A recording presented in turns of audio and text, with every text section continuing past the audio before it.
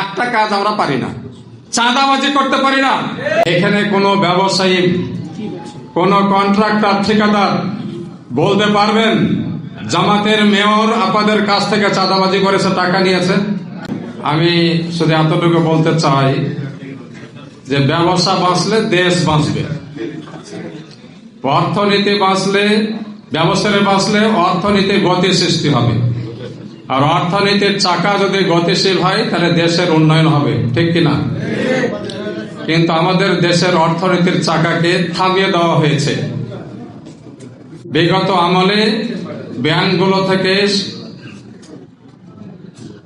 অনেক খারাপ লোনের কারণে, শুধু একটা দুইটি ব্যাংক নাই, বাংলাদেশের প্রায় ব্যাংক থেকে, সোনালী ব্যাংকও দেউলিয়া হয়ে যাওয়ার মতন, কিন্তু সরকারি ব্যাংক তো এই জন্য টিকে আছে।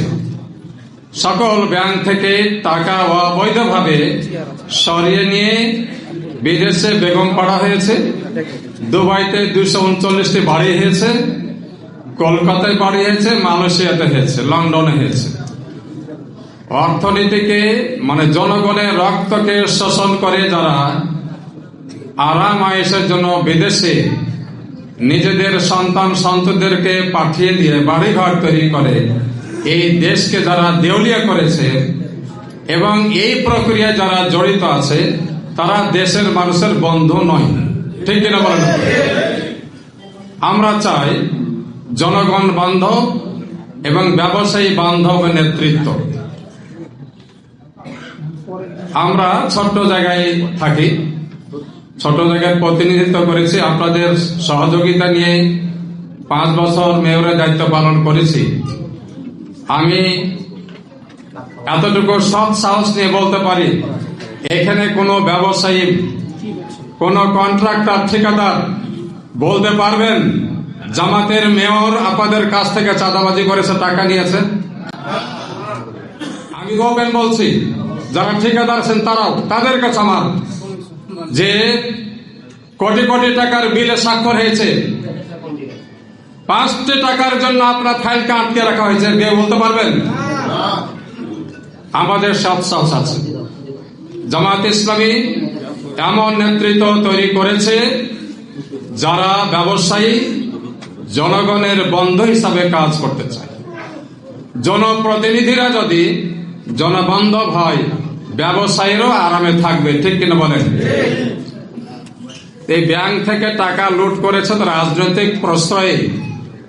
এখনো শুনি আবার রাজনৈতিক সরকার নাই, কিন্তু যারা নিজেরা মনে মনে ভাবছে যে হারাই দেশের মালিক, তারাও ফের চাঁদাবাজি শুরু করেছে।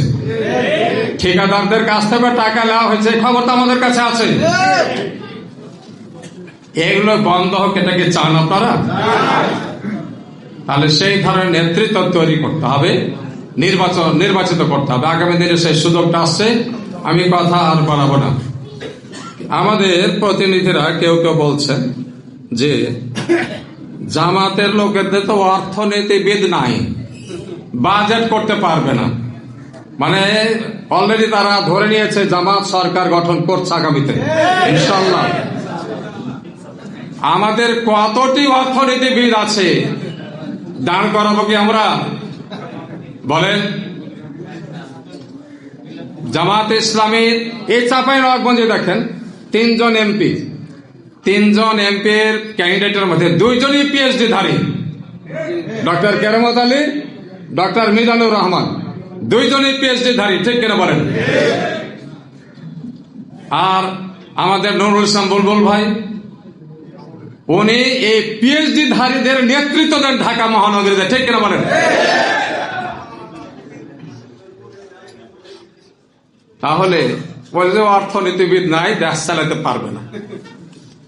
একটা কাজ আমরা পারি না, চাঁদাবাজি করতে পারি না, মানুষকে ধমক দিয়ে আমরা কথা বলি না, ক্ষমতার ভয় দেখাই না আমরা, ঠিক কিনা বলেন?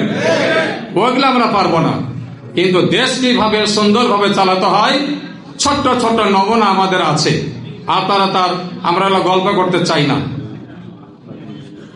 একটাই কথা শুধু বলতে চাই, আমাদের 2জন মন্ত্রী ছিলেন, আমাদের আমিরে জামাত শহীদ মতিউর রহমান নিজামী, তাকে কৃষি মন্ত্রী বানালেন।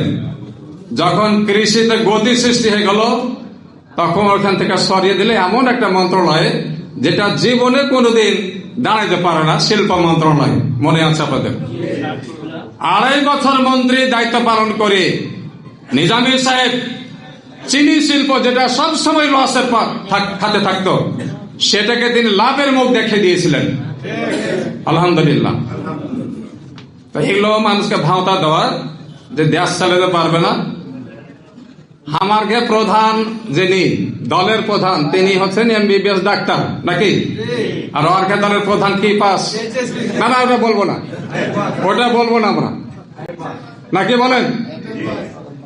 তাহলে জামাত ইসলামীতে এত শিক্ষিত লোক আছে, সুতরাং দেশ চালাবার জন্য এগুলো কথা হইতে গল্প আছে তো, সময় তো নাই।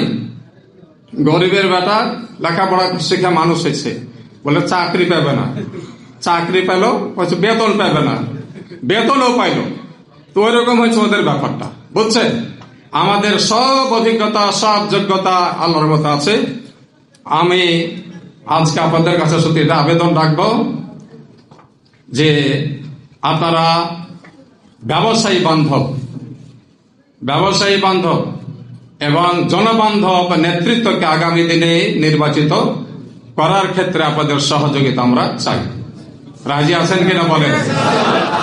যে নেতা, যে এমপিরা চাঁদাবাজি করবে না, লুটপাট করবে না, ভাগ বসাবে না।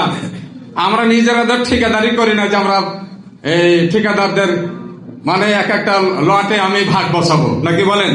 যারা একে ওকে দিয়ে লাইসেন্স দিয়ে ঠিকাদারি করে, তাদের এগুলো চিন্তা আছে। আর আমাদের ভোগ নাই, বুঝছেন? জামায়াতে ইসলামের নেতাদের ভোগ নাই, কিন্তু তাদের অবস্থাটা কি এটা আপনারা জানেন। তা আমি কথা শেষ করছি।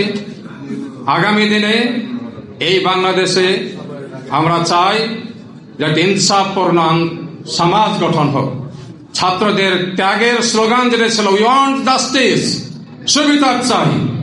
আর সুবিচারের জন্য দরকার সৎ নেতৃত্ব। জামায়াত ইসলামের হাতে এই ধরনের নেতৃত্ব আছে। এই জন্য আপনাদের কাছে আবেদন, যে মাঠে মাঠে ঘুরছি তো মানে মানুষের মুখে একটা কথা উঠে গেছে, এবার পরিবর্তন চাই, নাকি আপনারা কে বুঝতে পারছেন আমি জানি না। হ্যাঁ, যে পরিবর্তন চাই। দাঁড়িয়ে পাল্লার যে জোয়ার, আলহামদুলিল্লাহ আজকে তো ফিরে আসলাম মহারাজপুর থেকে, পিছন দিকে মানে মানুষ আর মহিলা, ছাল ছেলে মেয়ে মানে নেমে গেছে। ওখানে ওরা দেখাবে ইনশাল্লাহ।